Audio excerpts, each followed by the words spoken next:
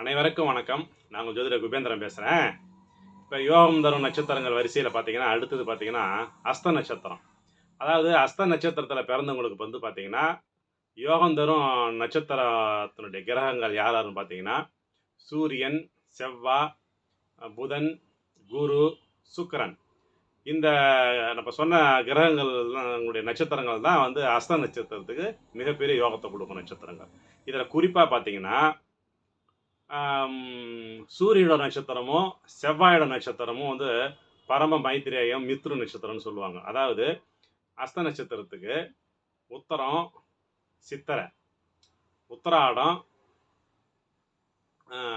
அவிட்டம், கிருத்திகை நட்சத்திரம், மிருகசீர்ஷன் நட்சத்திரம், இதுங்கெல்லாம் வந்து பரம மைத்திரேயமான நட்சத்திரங்கள். இவங்களுக்கு இப்போ இந்த நட்சத்திரம், அதாவது அஸ்த நட்சத்திரத்துக்கு பார்த்தீங்கன்னா, இப்போ சொன்ன அந்த நட்சத்திரங்கள்லாம் பார்த்தீங்கன்னா முன்ஜென்ம தொடர்பில் இருப்பாங்க. அதனால தான் வந்து பார்த்தீங்கன்னா, இவங்களுக்கு இந்த அஸ்த நட்சத்திரத்துக்கு நான் மேற்கொண்டு சொன்ன 6 நட்சத்திரக்காரங்கள் பற்றி பார்த்தீங்கன்னா, எந்த வகையிலாவது இவங்க ஒரு நட்பு, ஒரு அவங்களுடைய தொடர்பு ஏற்பட்டதுன்னு வச்சுங்க, நம்ம வாழ்க்கை முழுவதும் வந்து நீண்ட நாள் பயணம் இவங்க தான் மேற்கொள்வாங்க. அஸ்த நட்சத்திரம் கன்னி ராசியில் வருவோம் இல்லையா, அதில் இந்த நான் சொன்ன அந்த நட்சத்திரக்காரங்க எப்போவுமே இவங்களுக்கு வந்து நன்மையை செய்யக்கூடிய அமைப்பில் தான் இருப்பாங்க. கண்டிப்பாக தீமையே நடக்காதுங்க. நீங்கள் கூட உங்களுடைய ஜாதகத்தை வந்து நீங்கள் அனலைஸ் பண்ணி பார்த்துக்குங்க. உங்களுடைய நீண்ட நாள் நண்பர்கள்லாம் வந்து இந்த நான் சொன்ன நட்சத்திரம் சூரியனுடைய செவ்வாய் நட்சத்திரம் தான் உங்களுக்கு அஸ்த நட்சத்திரம் பிறந்தவங்களுக்கு நட்பாகவே அமைவாங்க. சரிங்களா? மற்ற நட்சத்திரம் வந்து நான் சொன்னது வந்து புதன் நட்சத்திரம், குரு நட்சத்திரம், சுக்கிரன் நட்சத்திரம்லாம் உங்களுக்கு வந்து நன்மையை செய்யும்.